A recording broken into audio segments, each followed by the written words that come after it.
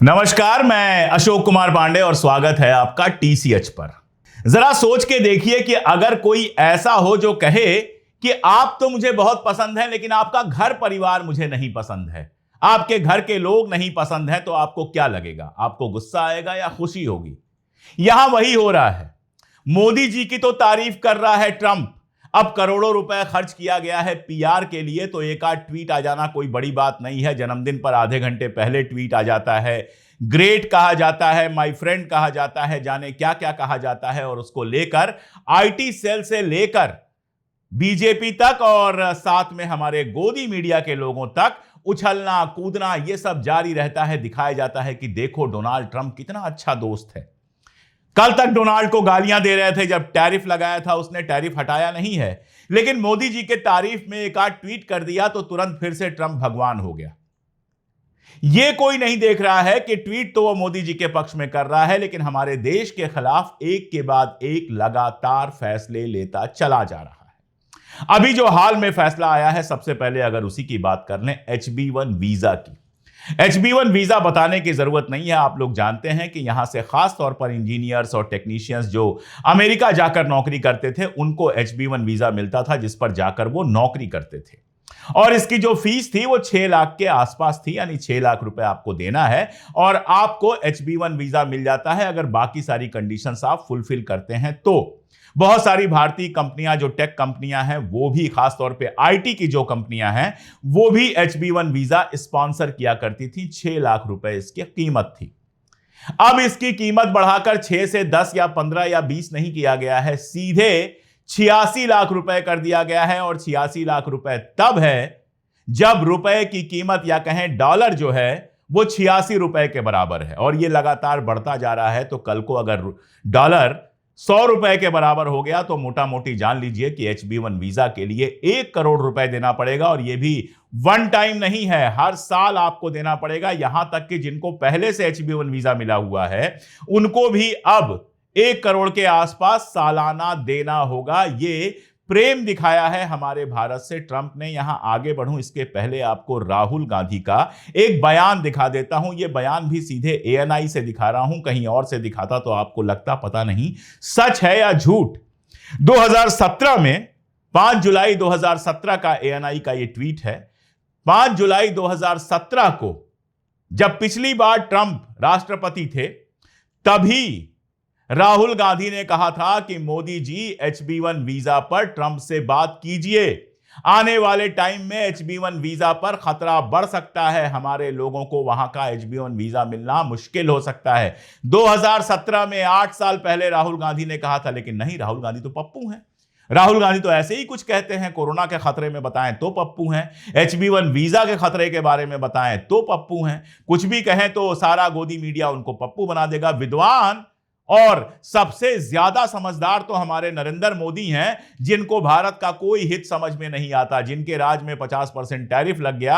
और अब आप कहिए कि असल में HB1 वीजा पर भी टैरिफ लग गया। उस समय के हिंदू की न्यूज भी आप पढ़िए, द हिंदू की न्यूज उसी समय की है जो यह बताती है कि HB1 वीजा के बारे में नरेंद्र मोदी ने एक शब्द बात नहीं की थी डोनाल्ड ट्रंप से। उसके बाद भी भाग के गए थे। अब पता नहीं अडानी जी के लिए गए थे या किस लिए गए थे, मैं नहीं जानता, लेकिन गए थे भाग के अमेरिका, मिले थे, मस्क के साथ बैठे हुए थे जब वो अपने बच्चों और उनकी आयाओं के साथ इनसे मिलने आया था। सब हुआ था, लेकिन HB1 वीजा के बारे में कोई बात नहीं की थी। पहले तो अवैध लोगों को ही बिठा बिठा के अमेरिका भेज रहा था, हथकड़ी लगा लगा के, और उस पर हमारे विदेश मंत्री कह रहे थे ये तो नॉर्मल है, ये तो नॉर्मल है, जबकि झूठ है, ये नॉर्मल नहीं है। इसके पहले जो लोग आए थे जिनको भेजा गया था, अवैध लोगों को भेजा जाता है, ये नॉर्मल सी बात है, लेकिन ऐसे हथकड़ी बेड़ी लगाकर कभी नहीं भेजा गया था। लेकिन हमारे विदेश मंत्री कहते हैं नॉर्मल है। और ये सब कहने के बावजूद 50% का टैरिफ लग जाता है और HB1 वीजा जो आपका है अब सोने की चिड़िया बन गया। अब 1 करोड़ रुपए आप देंगे तब जाकर आपको HB1 वीजा मिल पाएगा। वो भी मिलेगा कि नहीं मिलेगा हम नहीं जानते। हां, साथ में उसने कई सारे कार्ड दे दिए हैं, Trump platinum card, corporate gold card. ये कोई 10 करोड़ का है, कोई 50 करोड़ का है, इतना जिसके पास है उसके लिए तो कोई दिक्कत नहीं है। लेकिन जो आम लोग हैं, उनके लिए जो आम घर का लड़का किसी तरह से मेहनत करके आईआईटी और कहीं से इंजीनियर बन जाता था और उसके बाद सपना देखता था कि अमेरिका में जाकर नौकरी करेंगे, अच्छी जिंदगी जिएंगे, उसका सपना मोदी जी ने और मोदी जी के मित्र ट्रंप ने पूरी तरह से तोड़ दिया है।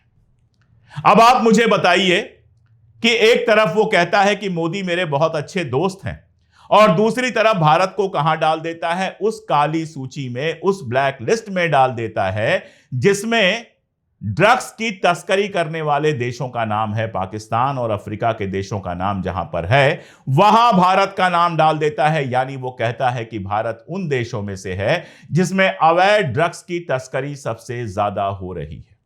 अब इसके लिए ट्रंप को दोष दें या मोदी जी को दोष दें, यह आप तय कर लीजिए, क्योंकि इतना तो तय है कि भारत के अंदर ड्रग्स तो आ रहा है। कई बार अडानी जी के पोर्टों पर ड्रग्स पकड़ा गया है और हम यही कहते हैं कि अगर 1 कुंटल पकड़ा गया है तो 100 कुंटल मान लीजिए कि अंदर घुस गया है, क्योंकि हर बार आप नहीं पकड़ सकते। पंजाब में ड्रग्स की प्रॉब्लम है, एमपी में है, यूपी में है, आप पूरे देश में चले जाइए, यहां तक कि कश्मीर के अंदर ड्रग्स की प्रॉब्लम पर लगातार बात हो रही है। हमारे युवाओं के नसों में जहर भरा जा रहा है, नशा भरा जा रहा है, ड्रग्स भरा जा रहा है। बुरा लगता है अमेरिका जब लिस्ट में डाल देता है और नरेंद्र मोदी को कहता है माय फ्रेंड, ग्रेट पर्सन। अरे अगर नरेंद्र मोदी ग्रेट पर्सन है तो क्या हमारा देश उनके राज में, उनके 11 साल के शासन में घटिया बनता चला गया है? हमारे देश के ऊपर एक के बाद एक हमला क्यों हो रहा है? आप सोचिए, ईरान का जो चाबहार पोर्ट था ईरान के साथ, उस पर भी प्रतिबंध लग गया। 28 सितंबर के बाद उसके यूज पर प्रतिबंध लग गया। हमारे 300-400 करोड़ रुपए उसमें लगे हुए हैं। वो एक ऐसी परियोजना थी जिसमें पाकिस्तान को बाईपास करके हम सीधे अफगानिस्तान और मिडिल ईस्ट वगैरह पहुंच सकते थे। अब अमेरिका कह रहा है कि नहीं, आप उससे नहीं पहुंच सकते हैं, सैंक्शन होगा आपके ऊपर। सुना था कभी? इतना कभी पहले हुआ था?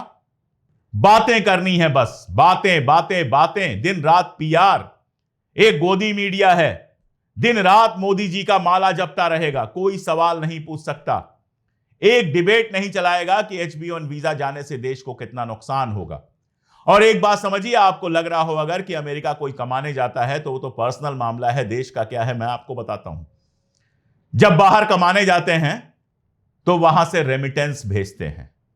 आप जानते हैं ना, केरला की इकोनॉमी में एक बहुत बड़ा हिस्सा है जो मिडिल ईस्ट में उसके लोग कमाने गए हैं और रेमिटेंस भेजते हैं। जब अमेरिका बंदा जाता है, वहां कमाता है और यहां से अपने घर वालों को पैसा भेजता है तो हिंदुस्तान में पैसा आता है, रेमिटेंस आता है। रोजगार का मामला तो है ही। और सबसे बड़ी बात कि जिस तरह से पूरी दुनिया देख रही है कि अमेरिका आपको लगातार बेइज्जत किए जा रहा है, वो क्या अपमानजनक नहीं है? मेरा यही सवाल गोदी मीडिया से है। पूछिएगा, उनके जहां यूट्यूब होते हैं वहां जाकर सवाल पूछिएगा कि अगर ट्रंप झुक गया है सिर्फ इसलिए क्योंकि उसने मोदी की तारीफ कर दी, तो फिर भारत के सामने वो इस तरह की शर्मनाक चीजें क्यों कर रहा है? ये कौन सा झुकना है जिसमें भारत के खिलाफ लगातार दंडात्मक कार्रवाइयां हो रही हैं? ऐसा लग रहा है भारत को सजा दी जा रही है।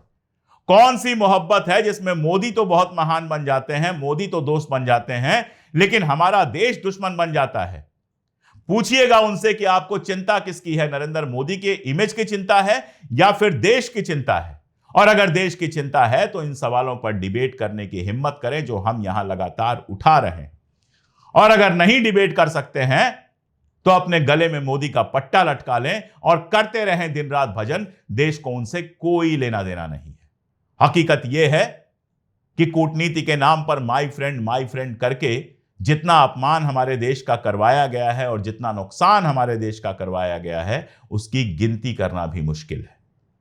परिणाम आएंगे, सामने आएंगे और बहुत जल्दी आएंगे, आने शुरू भी हो गए हैं। 50% टैरिफ लगा है तो जिनके रोजगार गए हैं वो समझ रहे हैं, जिनकी फैक्ट्रियां बंद हुई हैं वो समझ रहे हैं। बाकियों के सामने भी इसके असरात आएंगे।